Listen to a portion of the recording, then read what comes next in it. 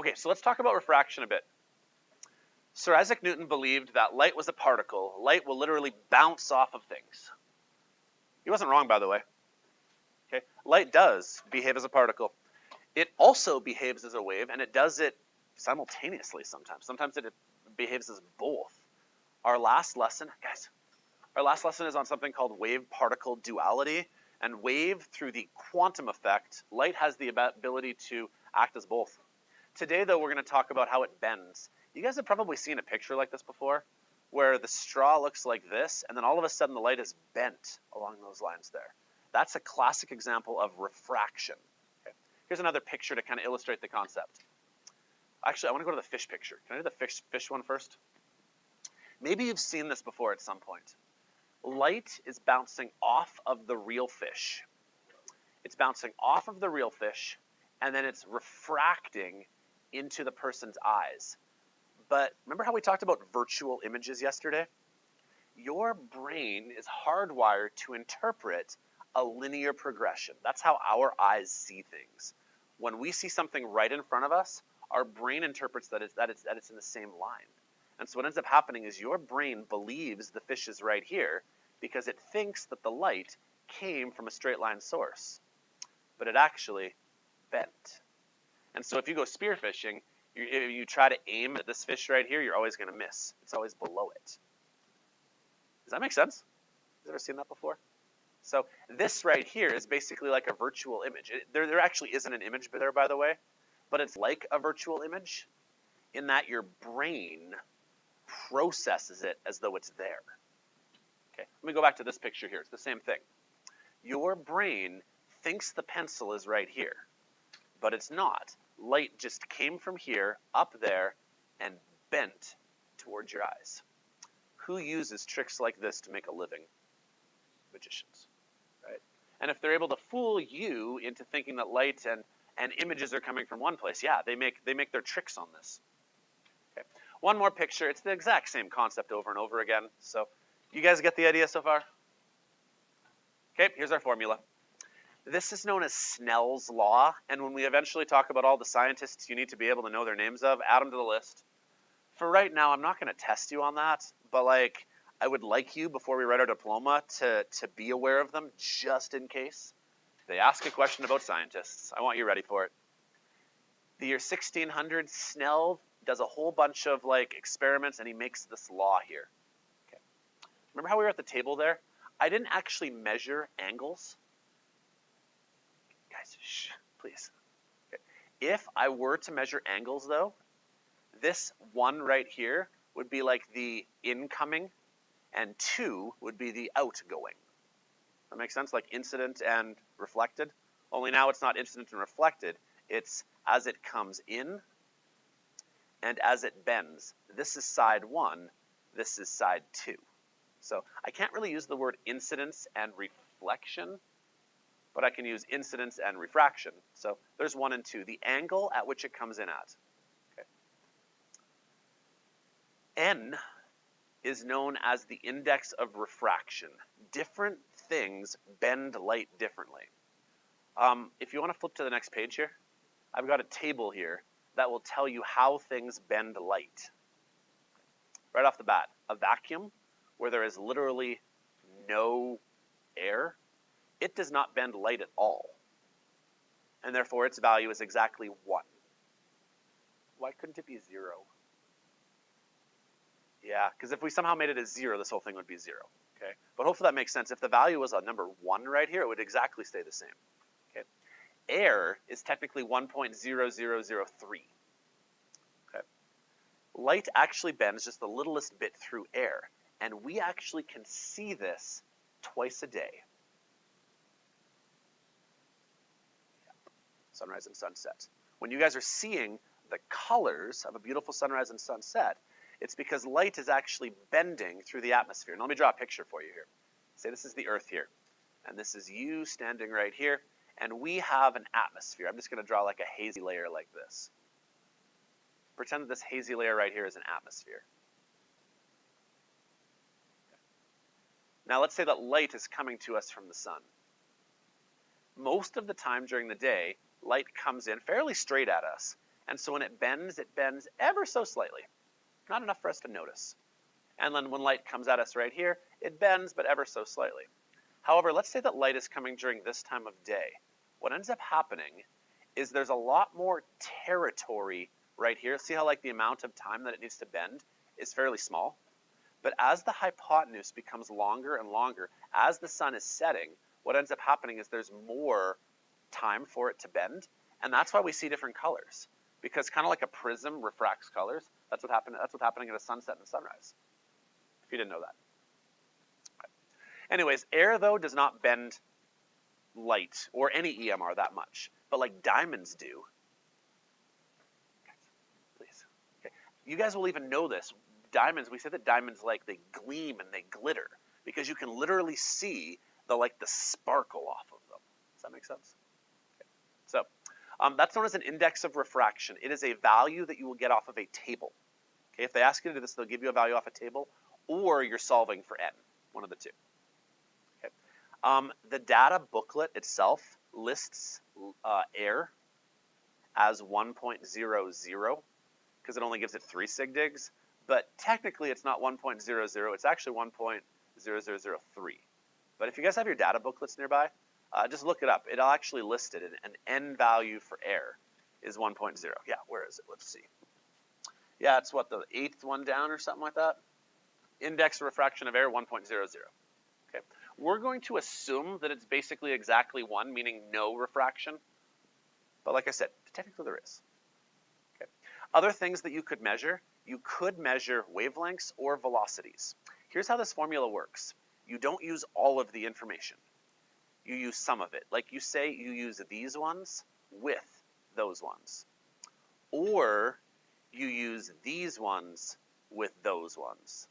Or you use this one with that one. Does that make sense at all? Like, you don't have to use every single thing in the formula, but you use like 2 sets of them. Okay. One more thought. It's always 1 over 2 with the exception of the n values. The n values are flipped. Let's try some questions. It's actually not the hardest math we have. Oh, actually I got more pictures, then we'll do the math. A bit of theory for you. This is actually useful.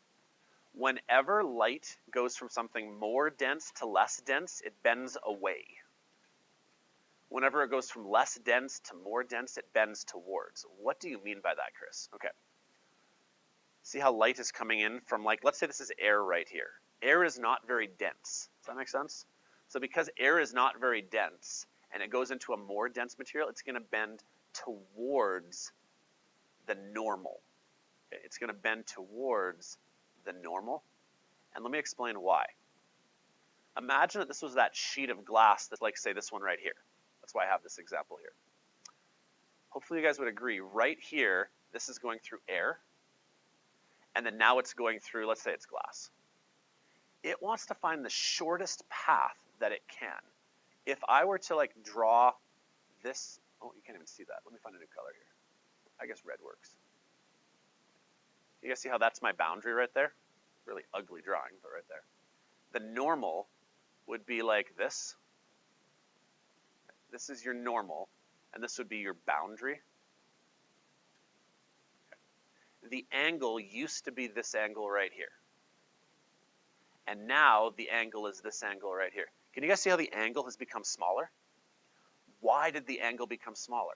Because it wants to find the shortest path out. If it kept going along this trajectory right here, can you guys see how the distance from here to here is now longer than it was from here to here? If it's going into something thicker, it wants to get out of that. It wants to get out of it as soon as it possibly can, and so it always bends towards the normal to try to find like a shorter hypotenuse. Honestly, the shortest distance it possibly could ever have would be if it actually went along the normal, right? Wouldn't that be the shortest distance you could possibly have at all? The thicker the material, the more likely this light is to bend to exactly 90 degrees. Okay. So general rule here, if it's going from something less dense to more dense, it bends towards to try to get out of it as fast as possible. Right. Same thing right here. Imagine that this is the block right here that you're working in. Okay. It would go like this, then it would bend here, but then it would bend right back to the original, like this line right here and this line right here. They'd be parallel again. Okay, and this just tried to find a shortcut through the material. Okay, so let's try some examples now. Let's say that light travels the speed of 2.21 E8 in an unknown medium. Let's figure out what this thing is. Okay, so we need to use that big Snell's law formula, but we don't have to use all of it. We just need to use like the part of it that's applicable to us. If it gives us a speed right here, we definitely need to use the v part of it. So I'm going to make v1 over v2 part of my formula. Do I know about angles? Nope. Do I know about wavelengths? Nope. Why don't I go with n then? Let's solve for materials. N2 over N1. Honestly, you're just plugging in numbers. I find it very helpful, though, to always draw a quick picture. This is going to be my boundary, and on each side of the boundary, I always draw what 1 and 2 is, just so that I don't ever mess it up. I hate to make a mistake that way.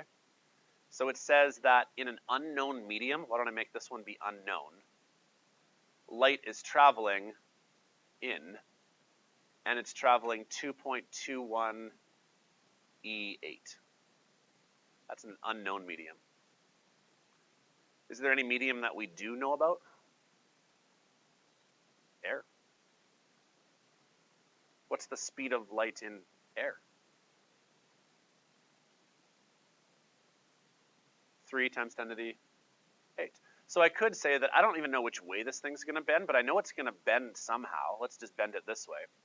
In air, it's going to be 3 times 10 to the 8. Right? That's the speed of light normally. It's going slower because it's inside a thicker piece of glass or something like that, but we're actually slowing light down inside that medium. So now I know enough values to get started. My velocity 1, let's make that 2.21 E8. And my velocity 2, oh, sorry guys. My velocity 2 then is, let's go with the speed of light in air. Oh, and then for N2, do we know the N value for air though? Yeah, it's exactly the number 1. I could then solve for the N value of my unknown. So all I have to do now is basically just mathematically rearrange this for N1. So hopefully you guys can do that. I'm going to grab my calculator and try it.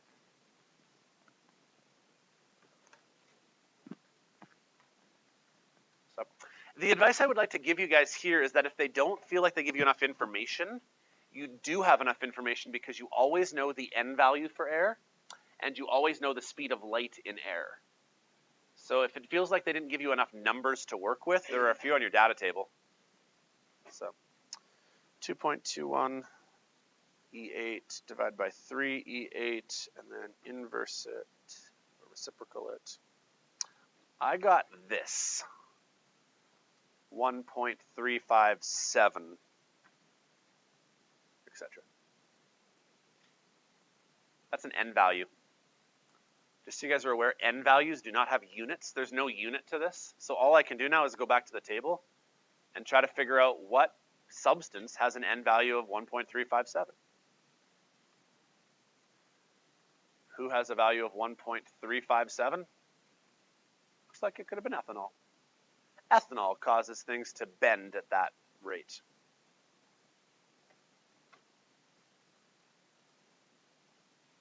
Okay, you don't have to memorize that table, by the way. However, if they gave you a table like that as the preamble to a question, could you go back and do that? Yeah. So the only one you have to memorize is air.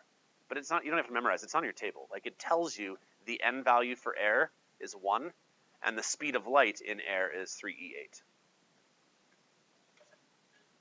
Okay, so there's one example. Let's try another one. Let's say you have a beam of red light with a wavelength of 700 nanometers and it goes into flint glass. Let's figure out the wavelength of the color in the glass. You guys have seen prisms before, right? I think I have a picture coming on later here, right? As you send the light into the prism, it's going to bend it, and it's actually going to change its color in the exact same way that sunsets all of a sudden go red or purple or orange, right? Yeah, prism technically splits it. Yeah. Can you guys give me a sec here? This is my daycare provider. Sorry. Hi. Good. Is everything okay? Yeah.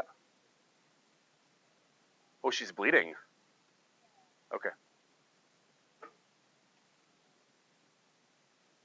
Okay, it's not normal for her to be bleeding, no. So she doesn't get frequent nosebleeds. Is she okay?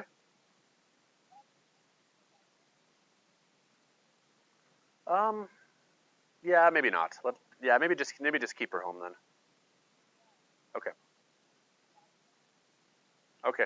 I'll come get her as soon as I can. Okay. Okay. Yeah. Sorry, I'm just teaching a class right now. They're all looking at me. Can I come pick her up as soon as class is over? Say that again. Is she okay? Okay, I'll talk to her real quick. Sorry, guys. Hi, Cammy.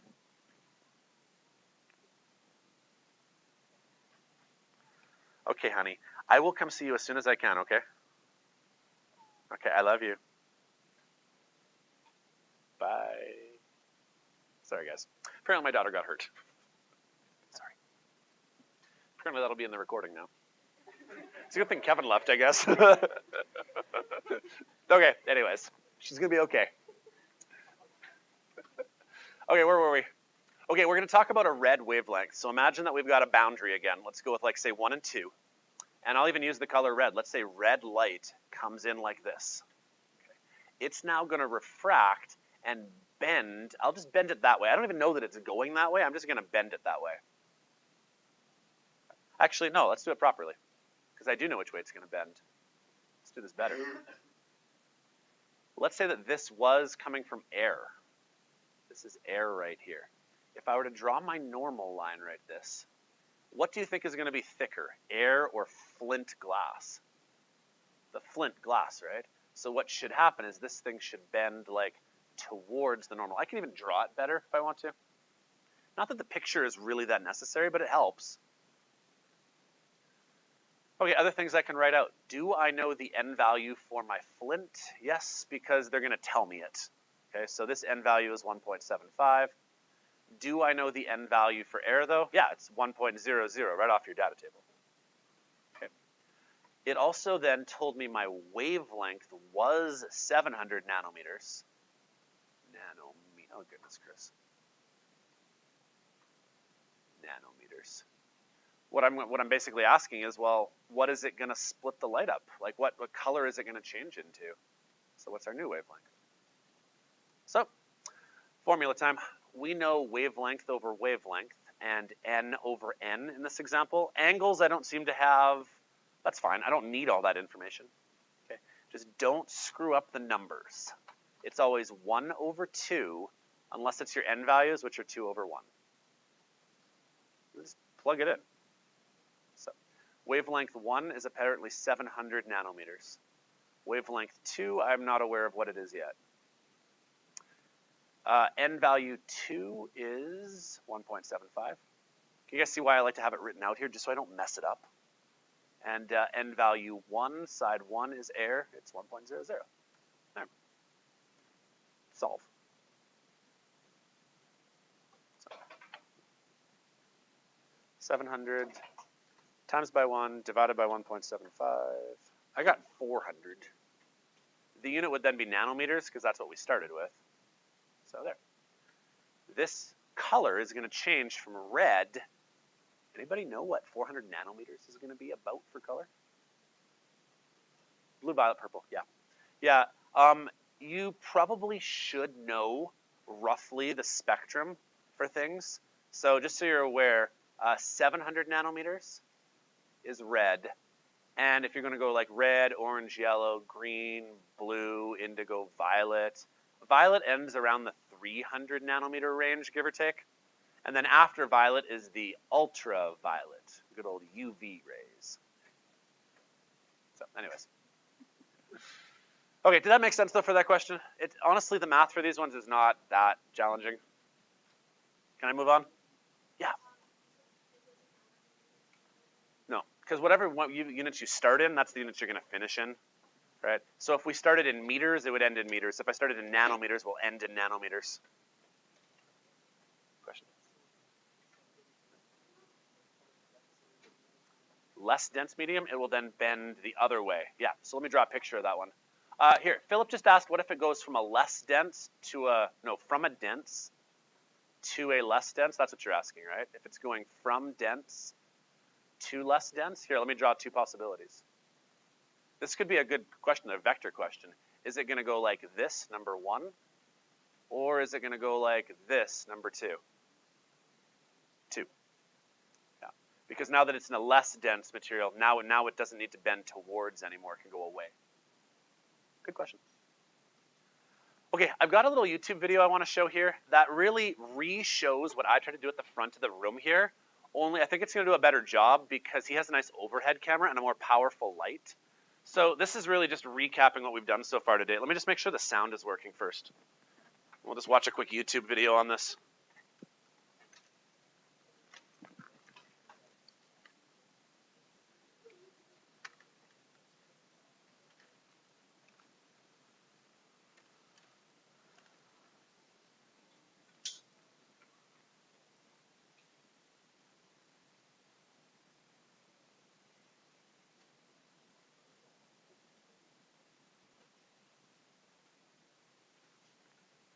Mirror, and here's a beam of light coming in, and you see that as the beam of light comes in, it's going to leave at the same angle as it entered all the time. And the interesting thing about mirrors is that we can bend them. So I could start with a mirror like this. This mirror is concave over here. So as I come in parallel to the axis of the mirror, I leave, always sort of aiming at a certain point. Do you see this point where it's always kind of hitting? I might call that the focal point of the mirror. Sorry, I'm kind of blocking it right there. Yeah, there we go. Right there. All these parallel rays are converging right there. That defines a focus of the mirror. So this kind of a mirror, a concave mirror, is a converging mirror because it causes the rays from wherever they start, here, to converge at that single point. But if I flip this mirror over, notice I've got a mirrored surface over there. I got a diverging mirror now. Check it out. See, it causes the ray to go up, and down here the ray goes down. Yeah, this is getting really hot. Wow. Yeah, good. So that's a diverging mirror because it's convex. And we also have discussed the principles. Okay, so this is the new stuff now. As I send a ray of light into here, if I send it straight in, then you see the ray of light inside the block, and you see it come out of the block and everything's fine. But if I send it in at an angle, if I send it in at an angle, let me put the block like this, I think that'd be more interesting. If I put the block like this and I send it in at an angle, you see that I can get the ray of light to come in at a weird angle, and then see it breaks. I'll pause right here. Can you guys see how this right here and that right there, those are ideally parallel to each other? And as it's gone from a thin air medium into a thicker medium, it's now starting to bend this way. Does that make sense? The normal would be like that. So now it's bending this way to go across like that. That's why it's finding a shorter distance because it's in a thick medium, a dense medium. Here. It's not breaking like it's broken, but it's definitely making a very sharp bend, and it goes this direction, and then it comes back out. And notice this initial ray coming in is parallel to that final ray that's leaving right there. But in the medium, it's going more slowly, so it tries to actually minimize its time in the medium. Principle of least time is a hugely important physical principle. So the light knows which way, and I guess it tests every way in some very interesting way. And it tests every possible path and finds the path that takes the least time and takes it. So knowing this, you guys could actually just pause your screen and find the index of refraction of this block of plastic that I've got right here. That's cool, but notice that the incoming ray is always parallel to the outgoing ray. Yep, but what if? He's like so excited, eh? More interesting, like a curved block of plastic. So we're now going to talk about lenses after this. Really curved block of plastic or glass. Notice this. I bring it in, and it curves really dramatically. A parallel ray coming in seems to be always pointing towards something. Watch this. This is convex, right? Wouldn't you agree this is convex? Now I'm saying that everywhere in here, we're kind of pointing towards a particular location. The problem is it's a circular cross-section, so it doesn't have a really well-defined focus. But I'm going to argue that somewhere around here, all the parallel rays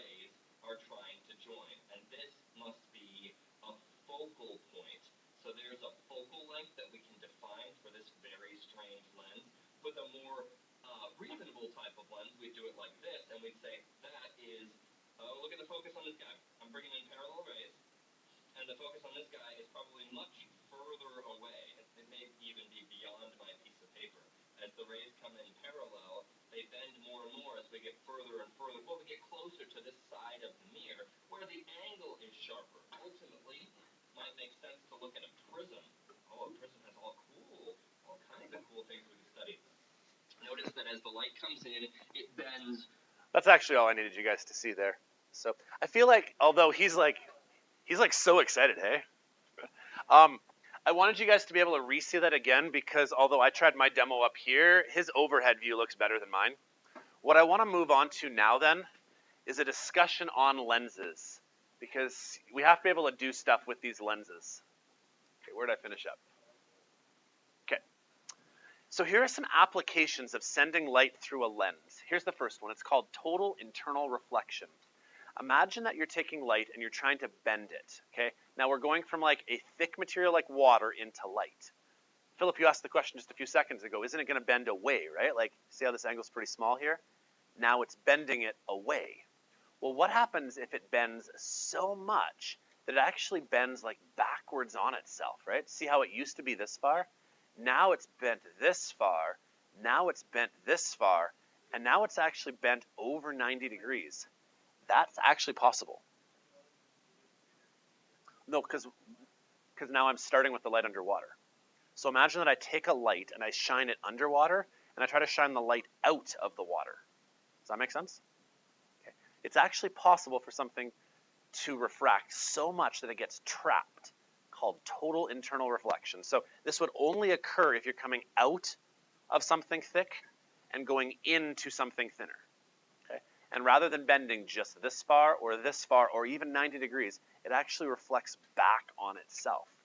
Now it's no longer actually refracting, it's actually reflecting. Okay? Has anybody ever heard of something called a fiber optic cable? Ever heard of that before? Fiber optic cables run on this principle, where once the light gets inside the fiber optic cable, it tries to refract out, and it can't, because it is so dense that it goes through the entire cable and it keeps going bounce, bounce, bounce, bounce, bounce, and it always stays internally within the cable without a loss of signal. So I'll probably have a research question for you guys to do on that at some point. But that's basically the idea, is that it internally reflects. Here's what I need you guys to be able to do. You have to be able to calculate what's called a critical angle. The critical angle then is the angle of when the beam stops leaving the object. And really, at this point here, it's still able to leave. At what angle does it stop? 90. Right? Like at this angle right here of, say, 30 degrees, yeah, it's still able to leave this object. If I put it over here and make the angle 60, it's still leaving, right? As soon as the angle from the normal hits at least 90 degrees, you've hit what's known as the critical angle. And now anything past that, you're going to get reflection. Okay? Now we can do some math on this. All it means is that when you use a formula, remember this formula way back here? If they ever ask you for total internal reflection, it is implying that one of these angles here is 90 degrees. Okay? It's not going to tell you it as much, but it implies it for you, is that this angle here is now 90. That's all. So I think I have a practice question on this.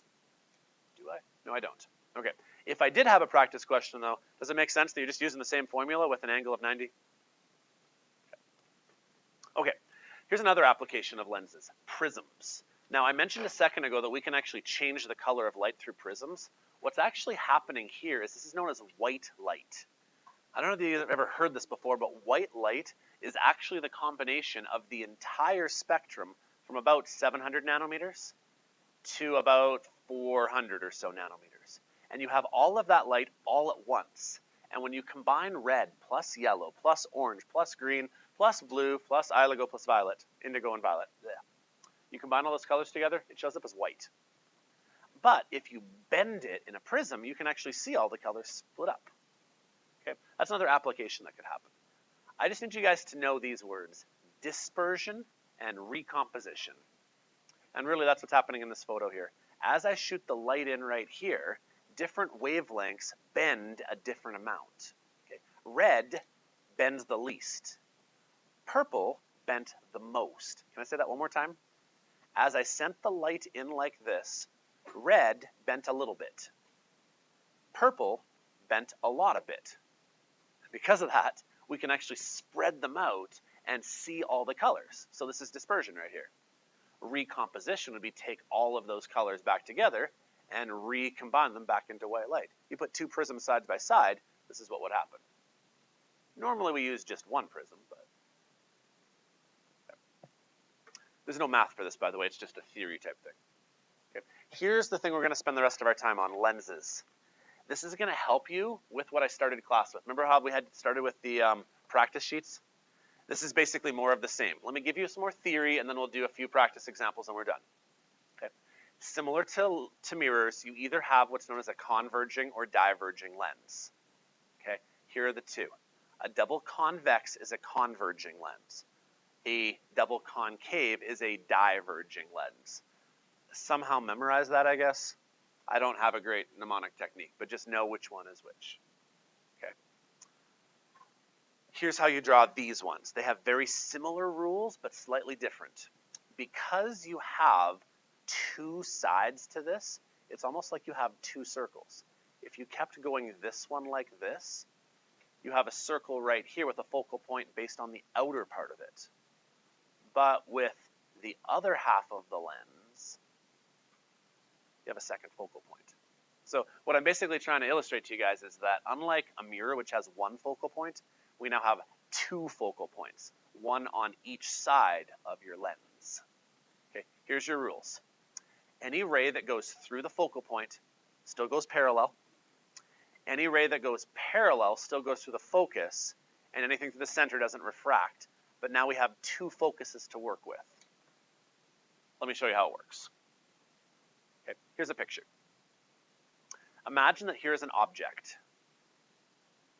Classic example of this would be me shooting the laser beam through the lens.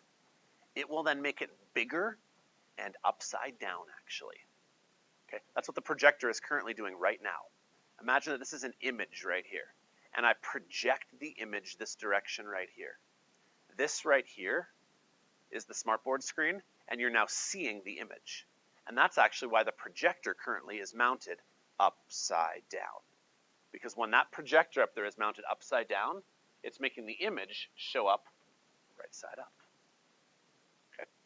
So here's how this works. Any beam that was going parallel bounces through the far focus. Any beam that goes through the close focus goes parallel. Remember, these things are always going through. Why is it going through? Because it's a lens. It's transparent, right? Okay. And then finally, send a line directly through the middle. Ideally, they'll all end up in the exact same spot. Okay. Here's how this one works then. Unlike mirrors, where if it's on the opposite side of a mirror, you call it virtual. For lenses, if it's on the opposite side of a lens, we call it real. I don't know why they picked the vocabulary the way they did. I just need you to memorize it. So long story short, when light goes through a lens and it ends up on the opposite side, we call that one real. Here's how I remember it. I remember that light is supposed to go through a lens. That kind of makes sense. So anything that does go through the lens, that's real. Okay. Let me draw you a picture of the other one now. Try this one with me. Let's say we have a double concave lens. Here's what we'd do. I'm going to draw a line through the focus. Draw a line through the focus. It becomes parallel. Okay. Draw a line parallel. It goes through the focal point.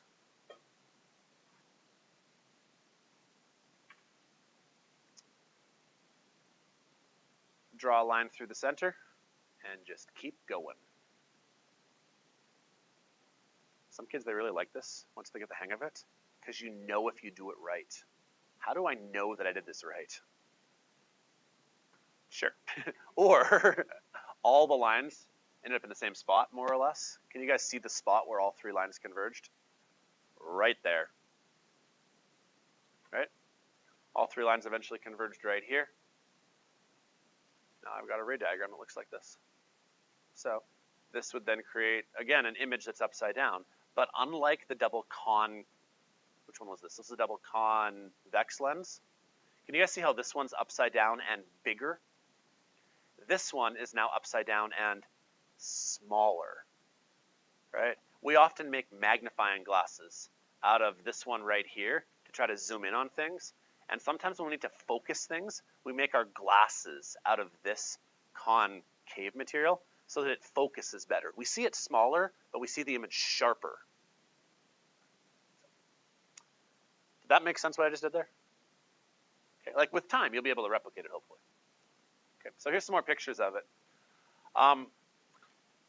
This is the double convex. Here's the double concave. If I can kind of illustrate the idea here, this guy right here, the way this one worked out, this particular one here, it ended up being so that the image was upside down over here. And this is more like when you shoot light through a projector. And when you shoot the light through the projector, it ends up making an image for you on the other side.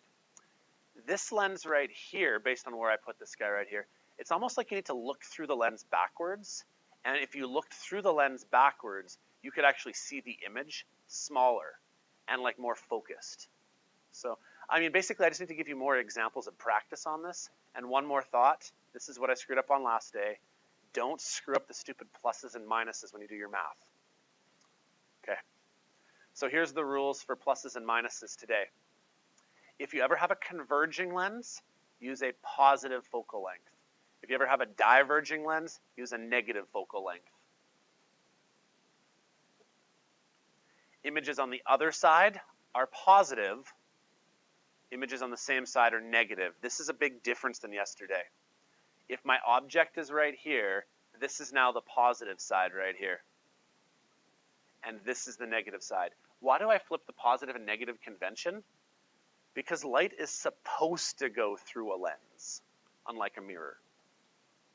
So I got one last example, and I'll call her quits for the day. It's the exact same math we did yesterday, only now it's with a lens. Let's give her a try. You have a converging lens. Converging is double convex. I need to draw a double convex lens, so I'll draw it kind of like this maybe. I need to draw a line through it this way and also this way now. Okay, it has a focal length of 0.22 meters. That means that, like, I don't know, about here, I guess. I'll make that a focal point. That's 0.22 meters from here to here. But there's more than one focal point. There's now two focal points. There's also one right here at 0.22 meters.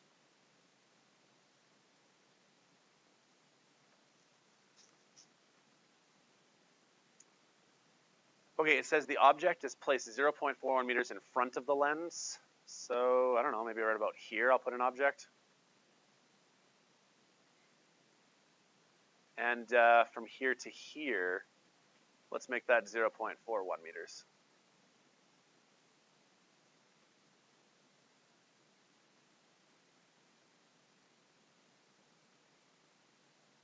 Everybody good with this part so far? My diagram? It's not going to be exactly to scale, but let's do our best. Okay, line one. Give me a parallel line. What does a parallel line go through? The focal point. And here's another way you can remember it.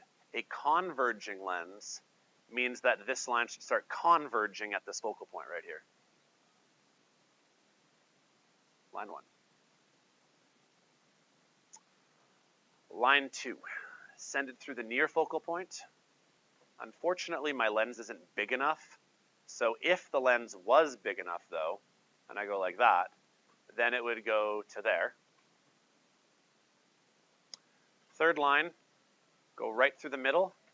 And hey, that's not bad, eh? I'll show up in the same spot again. So what is our image going to look like? We're going to have an upside down image. It's going to be larger. Isn't that what the projector is supposed to do, though? Isn't it supposed to project it bigger than it was before? Okay. And if I wanted to do the math on it now I can. I just need to make sure I don't screw up the pluses and minuses this time. So anything on this side is positive, and anything on this side is negative. And what's the note here? Like, write this down somewhere, because I don't even have this memorized. A converging lens has a positive focal length. So since we have a converging lens, when I use the formula 1 over f equals 1 over do plus 1 over di, use your focal length as positive. So that'll be 1 over 0.22. di.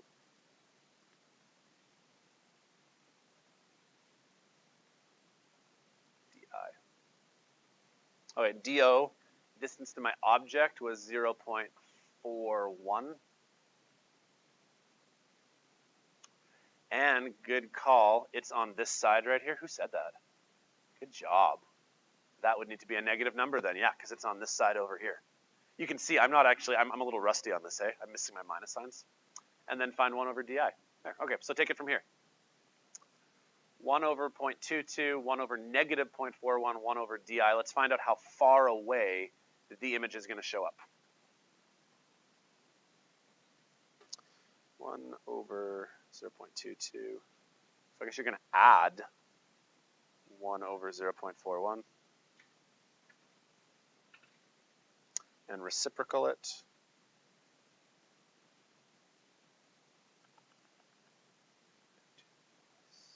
Oh goodness, I made a mistake there. Let's try that again. And then reciprocal. I got 0.14.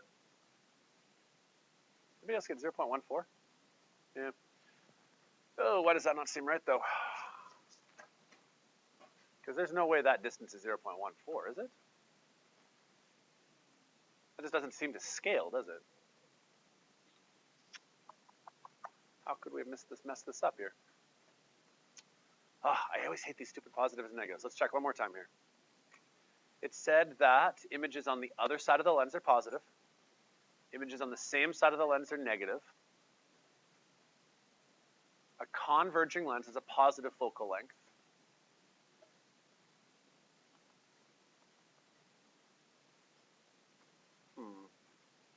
One sec here. 1 divided by 0.22. If we minus 1 divided by 0.41 and reciprocal. Ah, that's why. Ethan, you're the one who told me to use a minus sign, right? It was a nice attempt. Sorry, I'm not throwing you under the bus here. It actually was a valiant attempt, but actually now I know where the mistake was again here. We didn't read carefully enough. It said images on the other side of the lens. However, this thing right here, this wasn't the image. This was the object. So we should have actually just left this as a positive. It was a valiant attempt, and it actually even made sense to me for a second. Oh yeah, we should make that negative. But since this was the object, we should have given it a positive value. So try it again with a positive number here. And this is why I like to draw your diagrams, because even I will screw up the positive and negatives all the time. If you draw the diagram, you'll probably be able to figure out whether your answer is logical or not. And if you're getting a non-logical answer, then like reconsider your positives and negatives. So if you try it again with a positive there, I got a value now of 0.4747. The value was also positive, and it makes sense that it's positive because the image is in the positive direction, and 0.47, that makes more sense for context. So thank you for jumping with the negative. I don't want to blame you there. It actually was a great learning moment, I think, because it helped to illustrate, like, if you draw them, you'll hopefully find a mistake. So. Oh, goodness. Okay. Do you guys have any questions for me? Okay. As I was doing this question right here, I'm so sorry, guys. I realized I drew one of our pictures wrong. So I feel compelled to fix it real quick. I know I'm running out of time, but which was the one we drew? This one right here?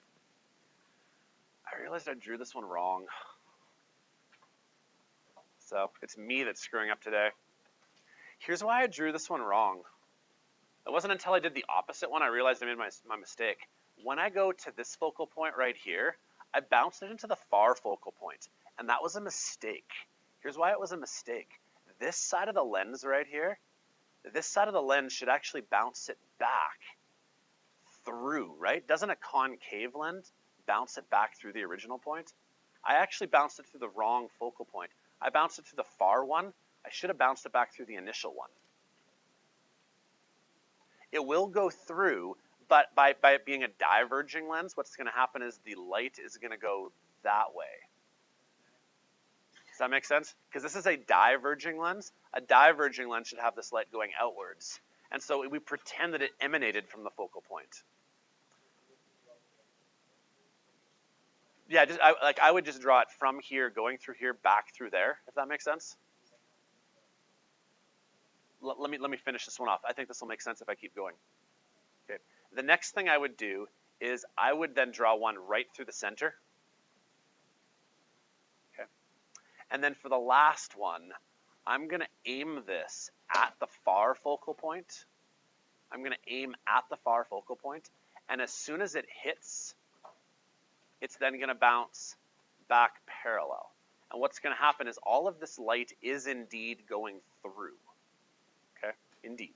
Okay, so the light is going through in all of these examples right here. However, where does it seem like it's originating from? Even though it actually is coming from here, all of these lines are actually originating right about there. This is what I screwed up on. And so a person who then looks over here and looks back through the lens, a person who looks backwards this way is going to be looking at an object like this, and it's going to appear smaller. Just like glasses are going to bring it into focus. Okay. Sorry, I screwed that one up. Can I try that one more time just to make sure it's clear? Because of the lens being the opposite way, this needs to be a diverging lens. So light's going to come this way, and it will diverge as though it came from the focal point, like this. Light that, say, went through this focal point right here, it's going to bend like that. It's going to come from here and bend this way. And it's going to bend as though its source was right about here. And then finally, anything that goes through the center doesn't even bend at all. If it goes through the center, things don't even bend whatsoever. Okay.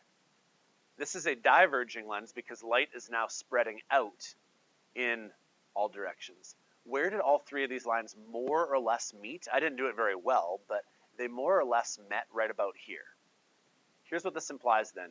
If you were a person wearing glasses and you were looking back through this lens, the object would be right here, but you would see it smaller. Okay? And if you guys want to try this, because I know I'm running out of time, I got like 2 minutes left. Take this lens right here, the one that's double convex like this, and like look at an object through it, and you'll be able to see that it's now smaller. That'll hopefully make sense. But if you take the other lens and look through it, it won't even show up at all, because this lens you're not really meant to look through. This lens you're meant to magnify something using and make it bigger. So, okay, there's my lesson. Do you guys have any questions you can think of right now? Okay, so here's my advice. Tomorrow we're going to have a work day. Tomorrow's Friday, right? Yeah, tomorrow we're going to have a work day.